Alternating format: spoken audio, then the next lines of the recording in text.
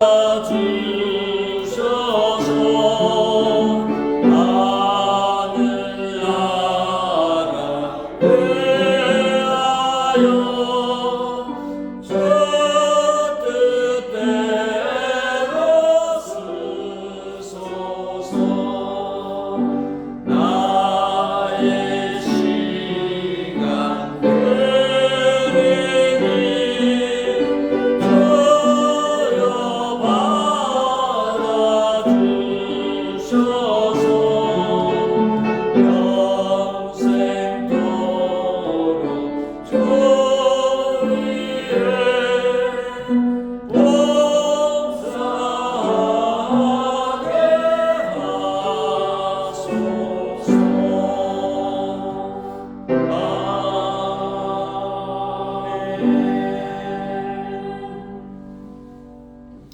하나님 말씀은 에베소서 5장 21절부터 24절까지 말씀입니다. 우리 함께 교독하겠습니다. 그리스도를 경외함으로 피차 복종하라.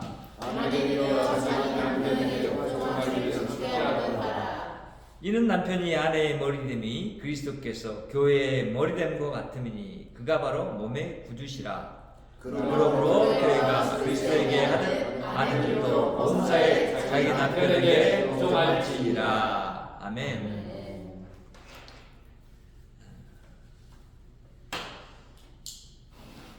우리는 관계 속에서 살아가는 그런 사람들이죠.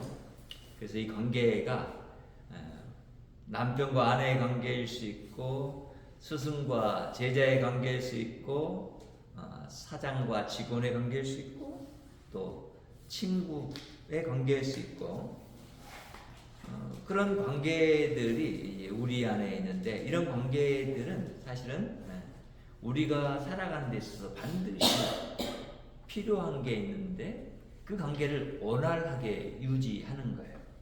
근데 이 관계 유지하는 게 참 쉽지 않아요. 그래서 교회가 사람들이 많이 모이는 곳이다 보니까 여러 사람들이 서로가 이런 좋은 관계를 이루고 살아간다는 것은 참 어려워요. 근데 이런 어려운 가운데서 우리가 생각해야 될 것이 있는데, 그것은 하나님과 예수님의 관계고, 또 예수님과 우리의 관계예요. 그리고 또 우리 성도들 간의 관계고, 우리가 이웃 간의 관계예요. 이런 관계가 있는데, 이런 관계들은 하나님이 세상을 만드시면서 그렇게 관계를 유지하면서 살아갈 수 있도록 모든 만물들을 그렇게 지으셨어요. 그래서 우리 그 성경을 잠깐 떠나서 이 문자 속에서 중국어 우리 한자에 사람 인자가 있는데, 사람 인자를 보세요. 사람 인자는 이 한 사람과 한 사람 둘이 이렇게 서로 만나서 있는 거예요. 이게 사람 인자예요. 그러니까 한 사람 한 사람이 부부일 수 있고, 또 우리 같은 교우일 수 있고, 또 인군과 신하일 수 있고, 이런 거예요. 이런 관계가 사람 사이라는 것을 알려주고 있어요. 근데 그런 어떤 기초적인 문자 속에서마저도 이런 관계를 말할 수 있다라는 것은, 그래서 그런 관계를 중심으로 문자가 형성된다라는 것은 그 관계가 그만큼 중요하다는 거죠. 근데 이런 관계가 사실 우리 안에서는 너무나 심하게 파괴되어서 이 관계가 어떻게 이루어져야 될 것인가에 대한 그 부분을 우리는 온전히 깨닫지 못하고 살아왔어요. 그리고 그렇게들 살아요. 그런데 하나님은 우리 속에 그런 관계를 회복하기를 원하시죠. 그리고 그 회복하는 방법이 뭐냐? 바로 하나님이 세상 속에 부여한 이 복종의 법칙을 이루는 거예요. 그래서 그것이 세상 가운데서 나타날 때 어떻게 복종이 나타나냐 하는 것을 우리가 주의해서 볼 필요가 있고, 그 복종은 하나님 앞에서 예수 그리스도의 복종을 우리가 볼 때 이 복종의 참된 의미가 무엇인지를 알게 돼요. 그러니까 이거는 하나님의 관계 속에서 이루어지고 있는 복종의 모습이 무엇인가 라는 것을 우리가 보는 거죠. 하나님 세 분 동등하시잖아요. 성부 하나님, 성자 하나님, 성령 하나님 동등해요. 다 한 분 하나님이에요. 근데 이분들이 관계를 이루는 모습을 보면, 서로가 서로를 이렇게 복종하는 모습을 보면, 우리 안에서 그런 복종을 이루어가는 것을 위해서 하나님이 우리에게 하나의 그런 복종의 표본으로 예수 그리스도를 우리에게 보내주셔서 포기했단 말이죠. 그러니까 이런 부분을 생각해야 돼요. 그래서 이런 복종이 어떻게 할 때 생길까라고 하는 것을 오늘 첫 번째 본문에서 얘기를 하는데, 그것이 뭐냐면, 첫째는 복종은 그리스도를 경영하면서 시작됩니다. 이렇게 말하고 있어요. 21절 말씀을 보세요. 그리스도를 경외함으로 피차 복종하라. 자, 여기서 그리스도라는 그 이름을 주목해야 돼요. 우리는 그리스도는 누구예요? 구원자가 아니고, 여기 그리스도라는 이름이 등장할 때는 그 이름의 뜻이 뭐예요? 기름 부음 받은 자, 왕이라는 뜻이에요. 그 뜻은 좀 더 해석에 들어가면 우리의 중보자예요. 그러니까 우리의 대표자이고, 또한 이 예수 그리스도는 처음 것이에요. 그래서 이 예수 그리스도를 봤을 때 우리는 우리의 첫 시발점이 무엇이 돼야 되냐라는 것을 알 수 있고, 또 예수 그리스도가 우리의 대표자라면 사람들의 대표자로서 예수가 어떻게 하나님 앞에서 하나님과의 관계를 유지하는지, 그리고 예수님 자신과 제자들의 관계를 유지해 가는지, 또한 세상 정치가들과 관계를 유지해 가는지, 그리고 죄인이라고 치부된 사람들과 관계를 유지해 가는지를 봐야 돼요. 그래야만 우리가 예수 그리스도를 경외하는 그 삶이 어떠해야 되느냐라고 하는 것이 분명해지고, 그것을 우리가 행할 수 있게 돼요. 그렇죠? 예수님이, 하나님이 세상에 가라 그럴 때 예수님이 갈 필요 있어요. 하나님 어디든지 다 계시잖아요. 하나님 능력이 있으신데 그냥 하시면 되잖아요. 뭐든 하실 수 있는 거. 이랬다면 어떻게 됐을까? 근데 예수님은 그 말을 듣고 하늘에서부터 이 죄악이 가득한, 들어오기 싫은 세상 속으로 들어오셨어요. 그렇죠? 복종하셨잖아요. 그것뿐 아니잖아요. 우리 너무 알잖아요. 예수 그리스도는 하나님을 먼저 경외함으로 그분이 자신에게 말씀하신 말씀들을 이 땅에서 이루기 위해서 자신이 가기를 싫어할 그런 모습 속에서마저도 하나님의 말씀을 복종했잖아요. 너무나 잘 알아요. 십자가를 지기 전에 하나님 앞에 기도를 하잖아요. 땀방울이 핏방울이 되도록 기도하시잖아요. 그 기도 내용이 뭐예요? 하나님, 이 잔을 하실 수 있다면 내게서 옮겨주십시오. 이런 거예요. 그만큼 인간의 심정, 인간 대표자의 심정으로서는 이게 정말 힘들고 어려운 일이에요.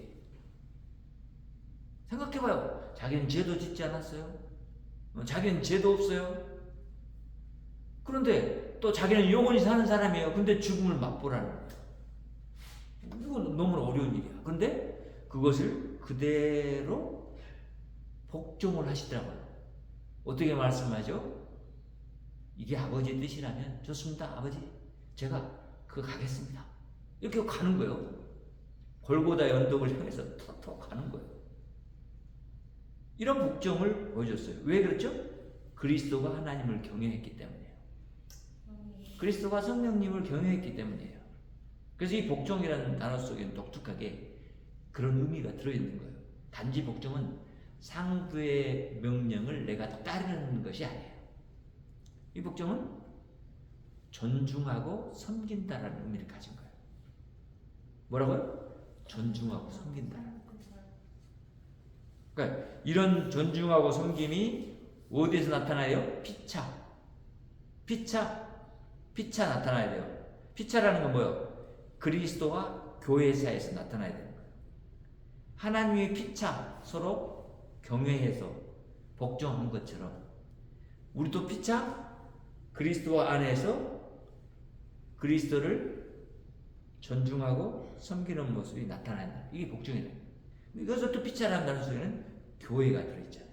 교회. 성도와 성도 사이에 뭐가 있어야 돼요? 서로 존중하고 섬기는 것이 있어야 한다. 서로가 복종을 해야 돼. 왜 그러죠? 하나님이 우리 안에 계시잖아요. 우리가 생각할 때 이거는 이론적인 이야기만이 아니에요. 실제로 하나님이 내 안에 계신다라는 것을 내가 진짜로 믿는다면 어떻게 해야 돼요? 믿는 사람을, 그 하나님을 보고 그 사람을 보고 존중하고 섬겨야 되잖아요. 맞아요? 틀려요? 그런 거예요.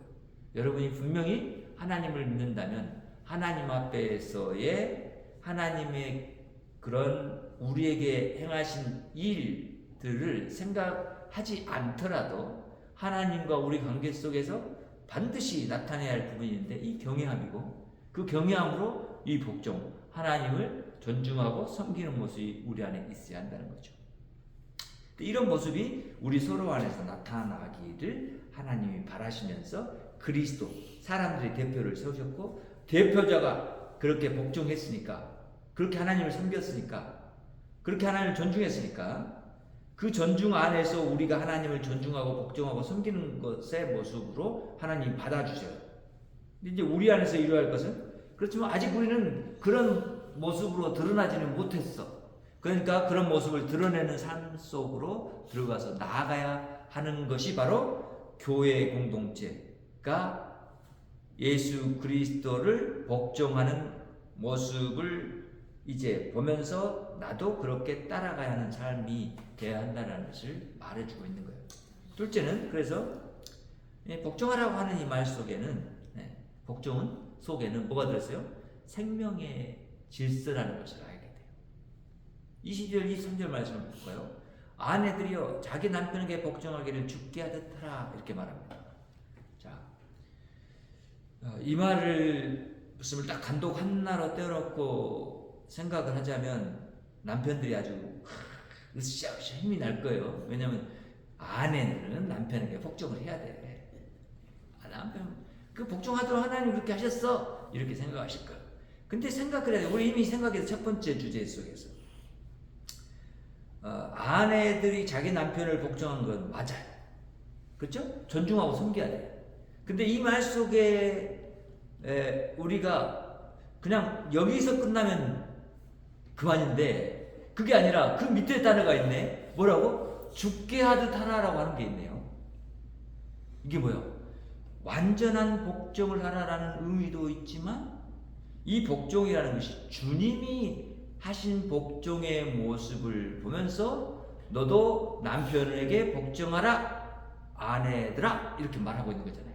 자, 그러면 주님이 어떻게 했길래 이 말을 우리는 첫 번째 그런 부분에서 알게 됐어요. 어떻게 해요?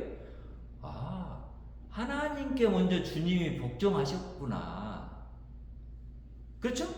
그러면 여기에 말해주지 않았어요. 그런데 이제 그 뒷부분에 더 자세히 말을 하지만 이런 의미가 갖고 있는 거예요.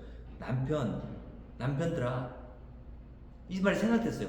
남편들아, 너희가 먼저 그리스도께 복종하라.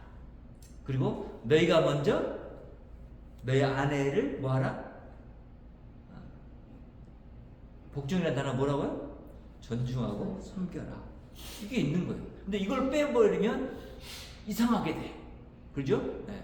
그러니까 이런 부분, 22절의 이 부분의 말씀을 이제 더 우리가 오늘 보지는 않지만 아마 다음에 볼 그런 말씀들에 어떻게 이 단어를 정의하냐면, 죽게 하듯 하라라고 하는 이 말, 복종하라라고 하는 이 말에는 우리가 조금 전에 섬김이라고 정의했는데, 이 말 안에 뭐가 들어있냐면 사랑이 들어있어요. 사랑하라라고 하는 거예요. 그러니까 남편들한테 이제 이 말은 이미 다 했기 때문에, 위에서 했기 때문에 이제 그 다음에 뭐라고 하냐면 남편들아 아내를 사랑하라. 이렇게 말을 하는 거예요. 이해가 되세요? 그런 말씀에 이제 화법들과 그런 문법들을 구사해서 우리에게 전달해주고 있는 본문의 말씀, 이런 말씀입니다. 그래서 우리는 다 주의 깊게 봐야 돼요, 그런 부분들을. 그래서 이제 깨닫게 돼요. 아, 왜 아내들이 남편에게 복종해야 되는지.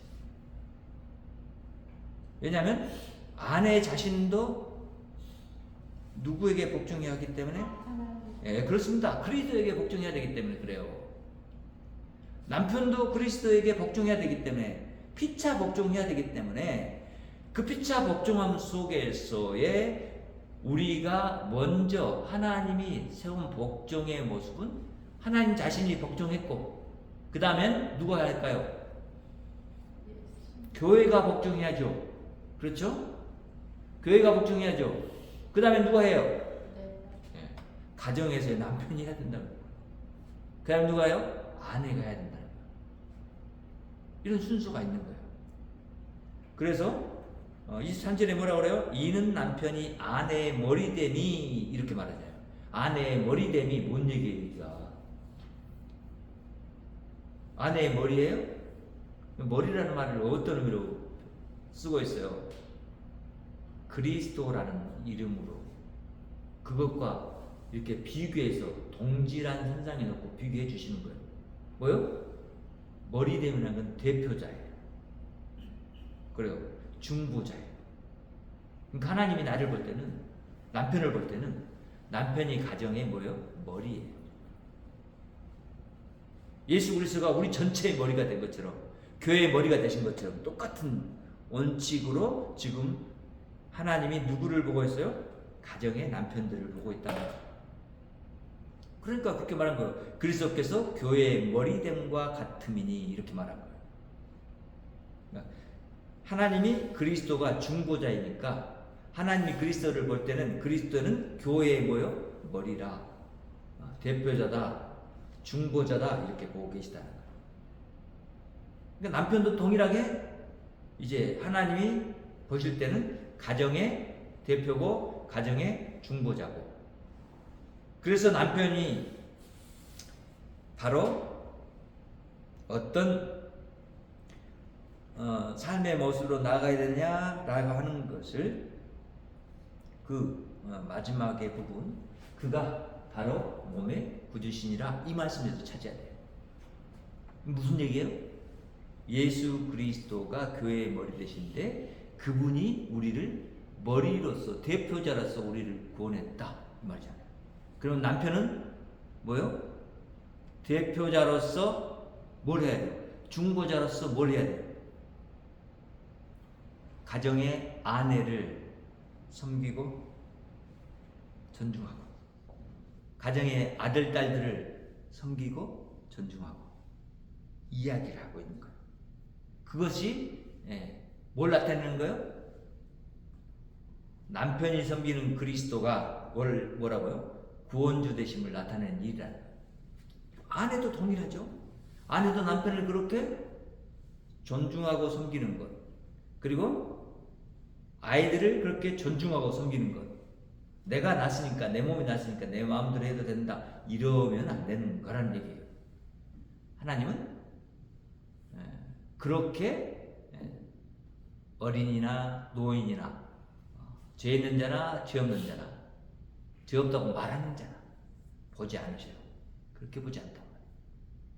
그래서 우리는 하나님이 이렇게 주신 말씀 속에서 바라볼 때, 하나님은 반드시 이런 우리를 구원하려고 하는 개혁 가운데서 우리가 하나님으로부터 받은 바 이 세계에는 그런 질서가 존재하는구나. 내가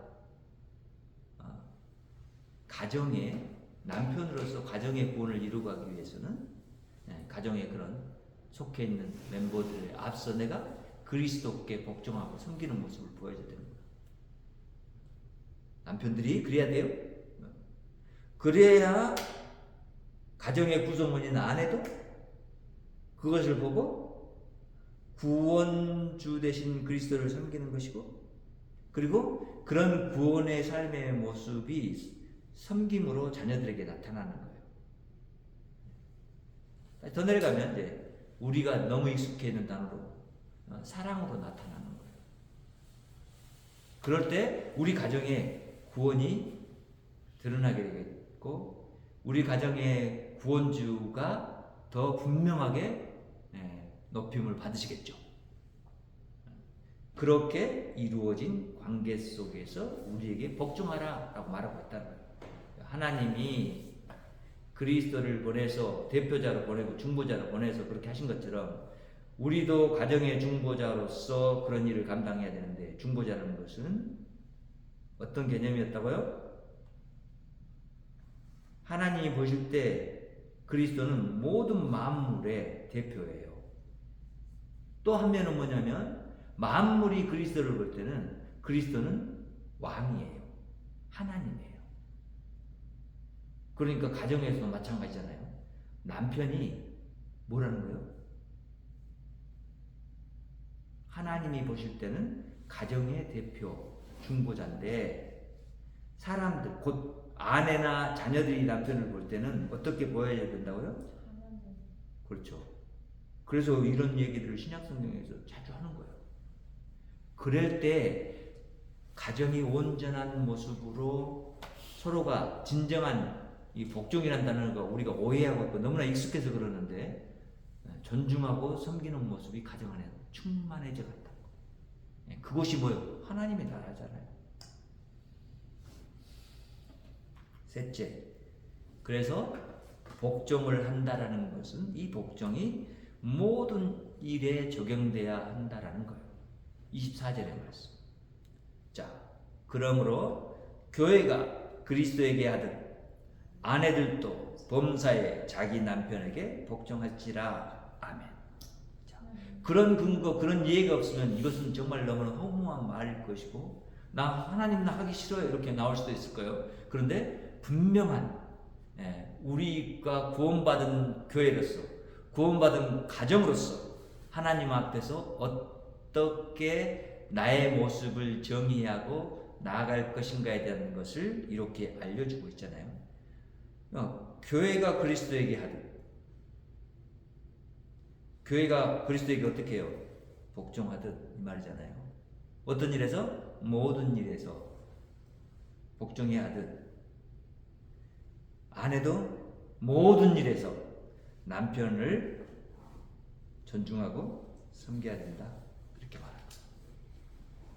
자, 그러니까 이 속에는 아주 이런 문법적인 기교가 들어있는데, 이런 기교들을 우리가 생각해 볼 때, 그러면 이제 알겠다. 하나님 자신이 이런 관계를 우리하고 형성하셔서 관계를 회복해가는 그런 우리의 삶이 되게 하기 위해서는, 곧 천국의 하나님의 자녀된 사람들의 관계가 온전하게 형성되기 위해서는 이 얘기를 하고 있는 거죠. 교회 안에서 나타나야 되고 예수 그리스도를 섬기는 자의 가정에서 나타나야 되는데, 그런 것은 나타내기 위해서는 모든 일에서, 범사에, 그러잖아요. 모든 일에서 나타나야 된다. 그러니까 우리는 내가 미워하는 사람을 존중할 수 있나요? 어렵죠? 섬길 수 있나요? 어렵죠? 그렇죠? 그렇지만 그 자리로 나아가야 된다는 거. 왜냐하면 그리스도께서 그렇게 하셨기 때문에. 자신은 죄인이 아니에요. 대신 십자가를 지고 누구를 존중했어요? 하나님을 존중했고, 하나님을 섬겼고, 또한 죄인인 우리를 존중했고 섬겼어요. 그래서 우리가 이제 복종이란 이 단어를 그냥 일반적인 우리가 배운 국어적인 의미로 복종을 생각하는 것이 아니라, 성경이 말하고 있는 진정한 복종의 의미를 알고 그 복종을 우리 안에서 이루어갈 때 우리는 세상 속에서도 뭐가 이루어질까요? 이미 이 땅에 이미 시작된 천국이 이루어질 거예요. 우리들 안에서. 우리 교회가 그런 교회가 돼야 돼요. 우리 가정이 그런 가정이 돼야 돼요. 그래야만 우리 교회에 들어온 연약한 자들이 떠나가지 않을 수 있어요.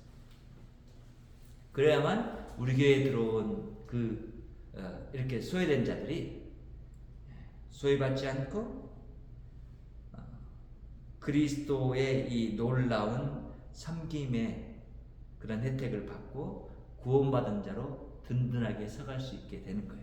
그래서 이런 부분들을 생각하면서 오늘 우리에게 주신 이 말씀 안에서 우리가 정말 진리를 알고 진리 안에서 자라며 진리를 행하는 대로 나아가 그 진리가 열매 맺도록 하는 삶이 우리 안에서 이루어지기를 바랍니다. 기도합니다. 하나님 감사합니다. 오늘도 하나님이 우리 가운데서 함께 하시고 우리를 존중하시고 섬겨주셔서 감사합니다. 목숨까지도 아끼지 않고 우리를 섬겨주셔서 감사합니다. 우리를 비록 죄인의 상태에 있지만 존중해 주셔서 감사합니다. 그래서 하나님, 우리가 하나님이 놀라운 존중과 섬김 가운데서 또한 살아갈 수 있는 힘을 얻게 하셨고, 이제 우리가 하나님의 자녀로 하나님의 교회로 이 땅 가운데서 살아갈 수 있도록 하신 것을 인하여 감사드립니다. 또한 우리가 교회가 예수 그리스도의 신부로 하나님께 향하여서 복종하는 그런 모습을 나타내는 교회여야 함을 또한 알게 하셔서 감사합니다. 하나님, 하나님의 은혜와 은총이 오늘 우리 가운데서 풍성하게 나타나고, 성령 하나님, 이 진리의 말씀이 우리 안에서 점차 더 체험되어지고 또 나타나서 우리 기쁨교회 모든 성도들이 정말 이 복종의 열매를 맺는 귀한 성도들 되고, 그것을 받으시는 우리 하나님이 기뻐하실 것을 또한 믿고 감사드립니다. 하나님 역사에 주시옵소서. 예수님의 이름으로 기도합니다. 아멘. 하늘에 계신 우리 아버지여, 이름이 거룩히 여김을 받으시오며 나라의 이루시며 뜻이 하늘에서 이룬 것 같이 땅에서도 이루어지이다. 오늘날 우리에게 일용할 양식을 주옵시고, 우리가 우리에게 죄 지은 자를 사하여 줄 것 같이 우리의 죄를 사하여 주옵시고, 우리를 시험에 들게 하지 마옵시고 다만 악에서 구하옵소서. 나라와 권세와 영광이 아버지께 영원히 있사옵나이다. 아멘. 하나님께 영광을 올립니다. 땅에는 평화가 있길 원하고 여러분을 가정과 이웃에 섬기고 복종하는 그런 사람으로 파송합니다.